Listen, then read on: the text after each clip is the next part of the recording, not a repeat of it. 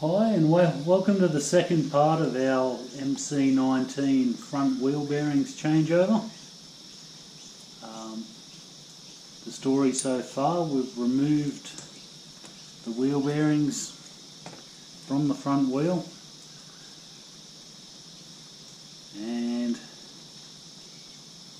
we had a look at them before we did that, because that's the best time to look at them before we start hammering away at them, because once you take them out, really you're kind of committed. You can put them back in, but you can't. The way I take them out is destructive. Just look at the first video, you'll see what I mean. I don't have much regard for the bearing, so you can see there the seal is damaged. You know, I'm more interested in preserving my wheel, which I'm going to keep, than preserving my bearing, which I'm going to throw out. So let's look at the basics of putting these bearings back in. So I've acquired two replacement bearings. These are Koyo brand, by the way. This is a Japanese brand. Now, something that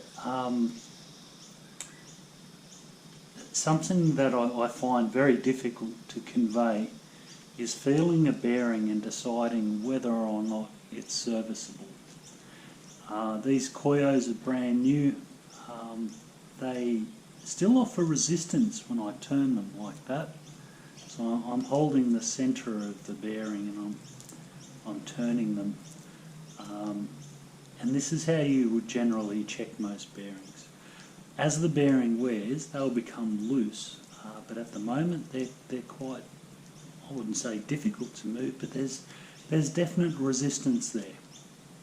Now, with our original bearings, I would turn them and they would be very hard, and then they would come loose again, looser than these are, and then they would become hard. They would feel lumpy at points as well, you know, like something was in there. This can be a flat spot on a bearing. So I opted to replace them, and that's why we're here. Now, you might remember that I put the front axle together in order, and we're going to pop that on the ground down here, maintaining the order, because it's just a clever thing to do, especially if you smack bearings and seals in there and then realise that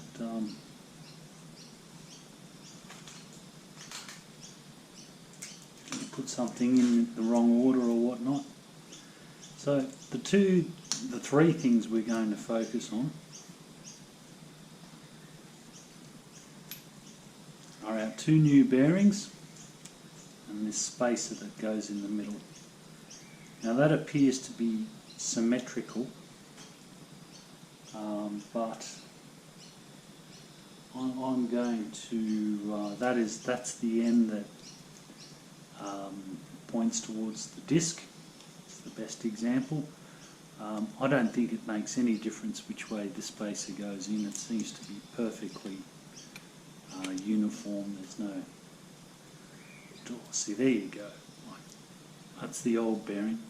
That's, well, I guess that's probably the seal being damaged, but hard spots. Lumpy hard spots. Alright, let's not waffle on. When we drive a bearing in, we don't want to put pressure on the centre, because you think about this, we're banging it into that hole there, and when we do that, the resistance is it's going to be, basically it's a light press fit, but you can thump it in with a hammer gently. You're going to be transmitting force through the centre of that bearing, through the ball bearings themselves, to the outer part of that bearing, to bang it into that, up against its shoulder there.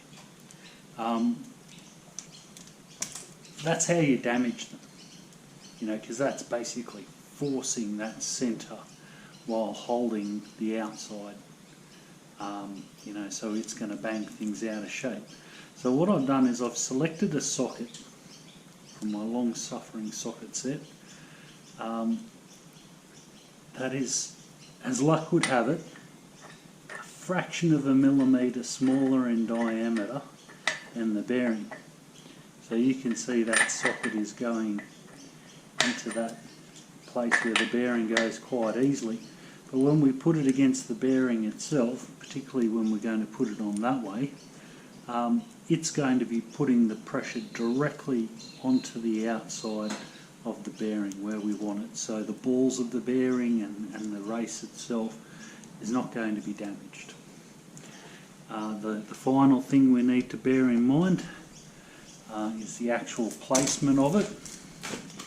Now, the bearing is going to go in there, so you can picture basically that, and we're going to drive it in until it hits that shoulder there and no further, because that's as far as it'll go without really hurting things. So that's what we need to do, is make sure that it's nice and clean in there. We're also going to lightly grease it just to make the fit a little bit better. We're going to drive one bearing in, then we're going to put the spacer in the other side. We're going to drive the other bearing in then, but we're going to stop and we're going to try and centralise that spacer before we go all the way in. Clear as mud? Far easier than it sounds. So let's start by cleaning her up a bit.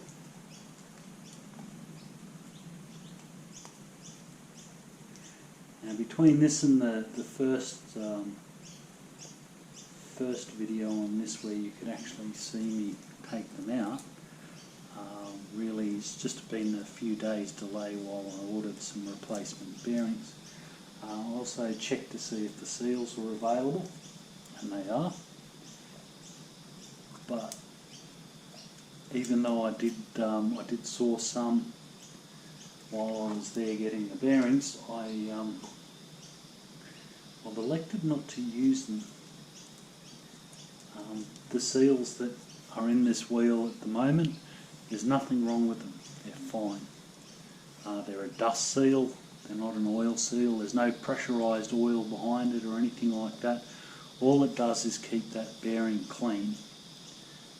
And it's a seal bearing anyway, so it's already going to have its own seal working at keeping it clean. So because they're in such good condition, because the bike's only done barely 50,000, I wouldn't expect them to be in bad condition. I'm just going to leave them. Another thing that somebody communicated to me recently, they said, wow, look at those rims. You know, there's a bit of damage to them. Thing is that I've actually had rims powder coated, and it's that old story where you spend $200–300 a wheel to have them powder coated. I forget how much it is exactly, and I'm not discouraging you from doing it, but the first time that powder coating gets chipped, there will be tears, yours. So the wheel's still presentable. This is going to be a bike for use, so I've opted not to go for the show pony stuff. Okay, so last thing we do, not necessarily last, but that's what we're doing in this particular order of events today. We're just comparing the old bearing to the new one to make sure that the critical dimensions are the same. That's the outside diameter, the inside diameter, and the width. So these guys seem to be quite identical.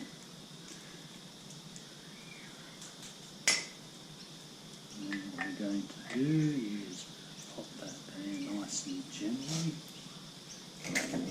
Now we want to drive this in square, not at an angle like that. Sometimes that can be really tricky to do. Just be patient. Keep your blows even.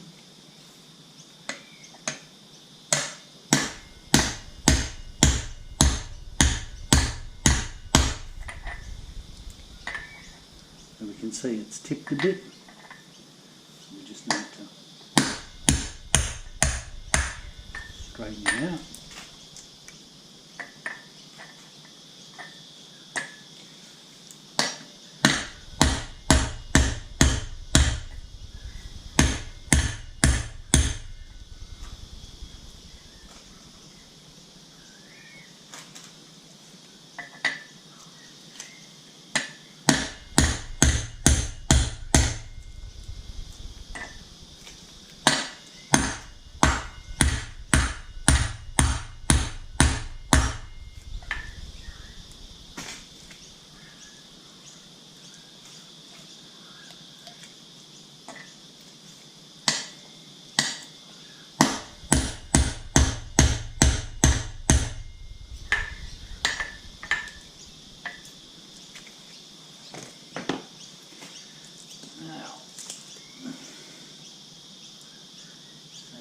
To see how far off the shoulder we are. Still a little bit of a ways to go. Just being patient and taking one's time.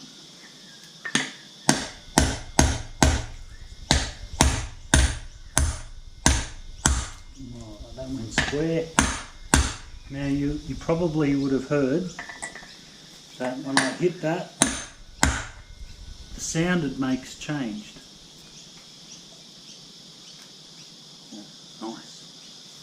The reason why it changed is because it's bottomed out and it's hit the shoulder. So there's our first bearing in there. Nice. Now we're going to do our spacer.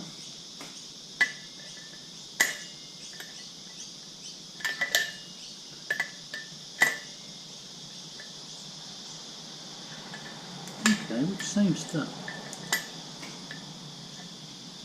be self-centering to a degree.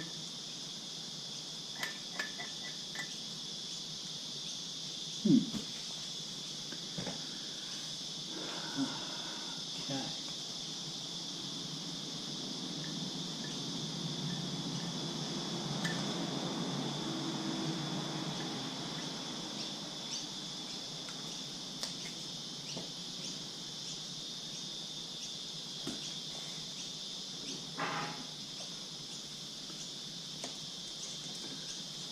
Put a smear of grease in there again.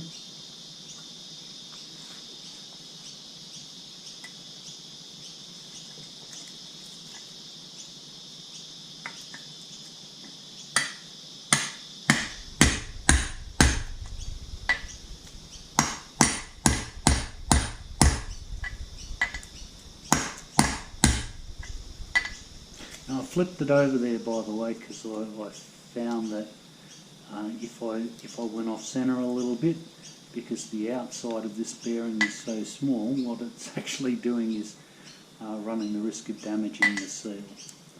So I'm using the flat face there.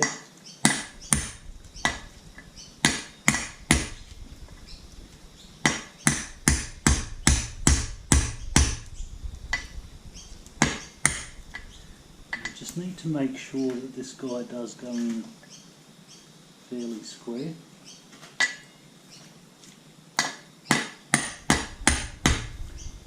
It's just about there.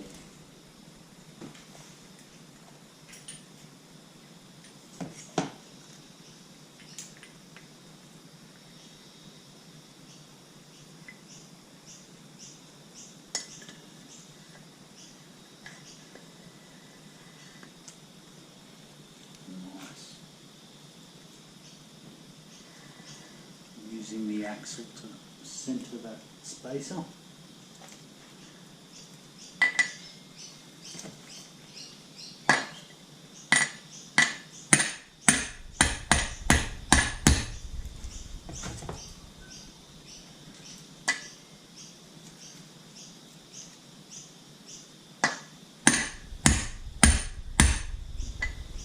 Now I can actually flip it around and use the other side because the bearing has dropped below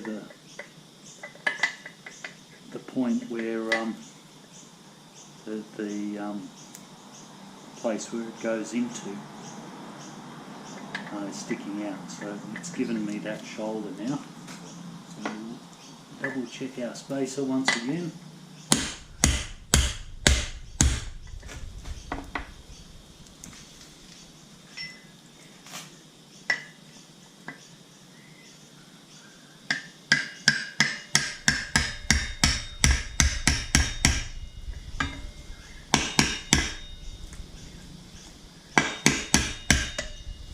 Go. Self-centering spacer.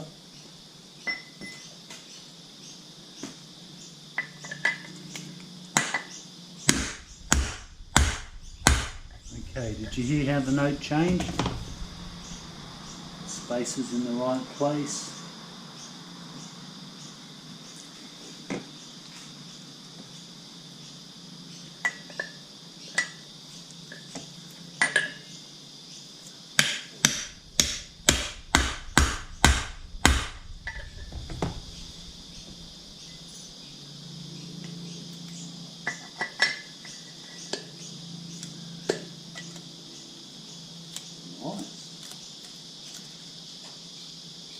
Certainly will feel the difference.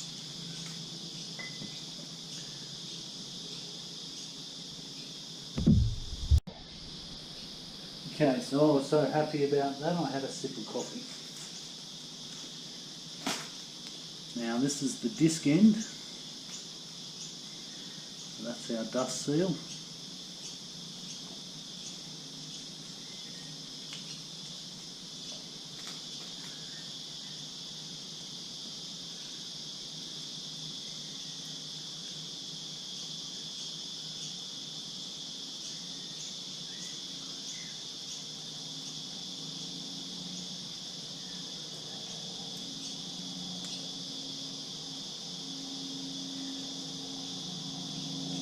Blobs of grease in it. Somebody had, instead of replacing the last bearings, had just packed the wheel with grease, basically. That never ends well.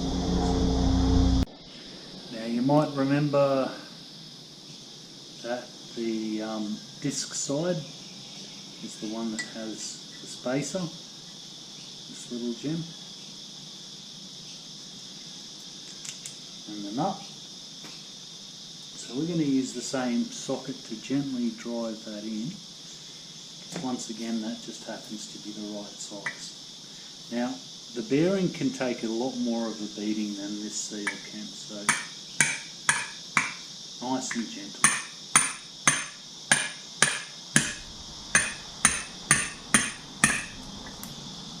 Notice that it's stopped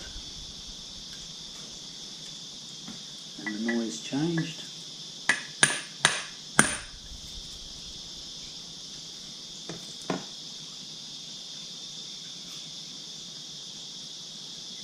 That's our seal in there. Flip her over.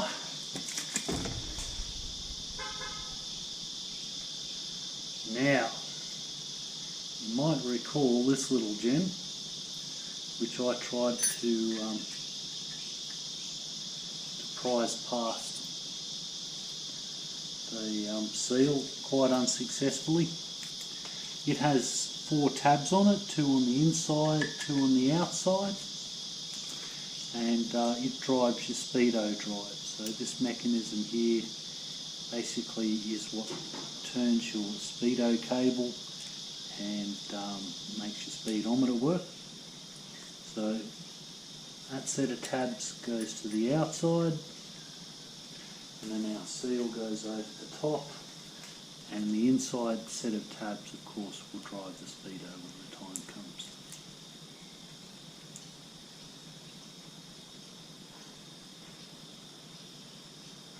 Which wouldn't hurt to have a little bit of grease driven into it, I suppose.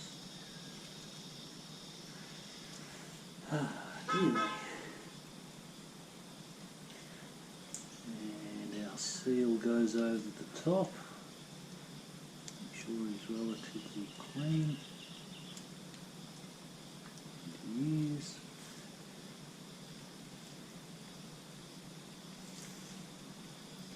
because this seal is so thin, it is really easy to damage this one. Oop, and there's something we didn't count on. Let's see if I can find something good to drive it in with. Okay, don't laugh, but there's my seal driver. Perfect.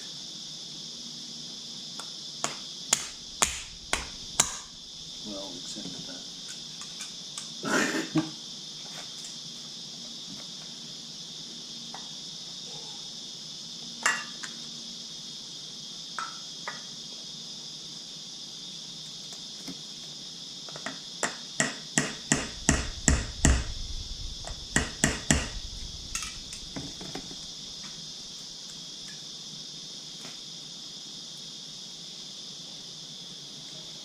Needs to come in a little further, I would say.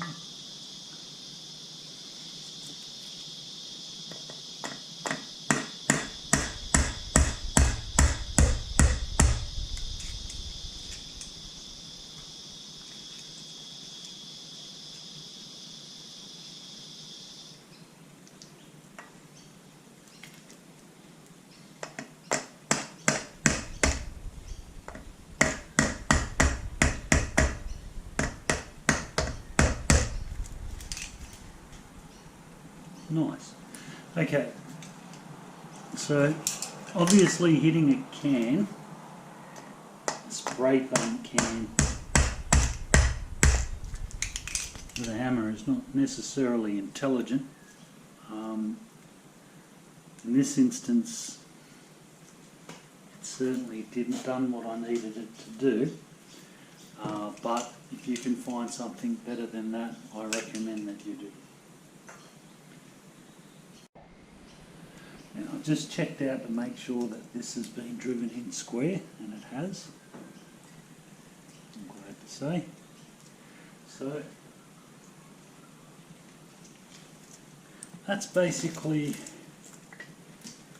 our wheel rebuilt.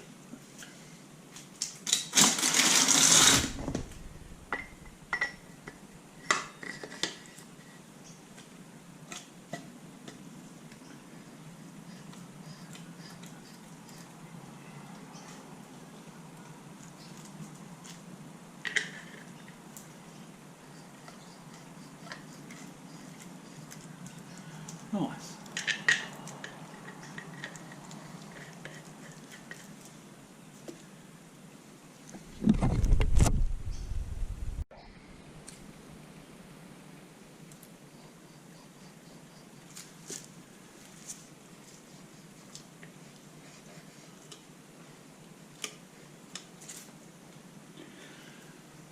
Okay.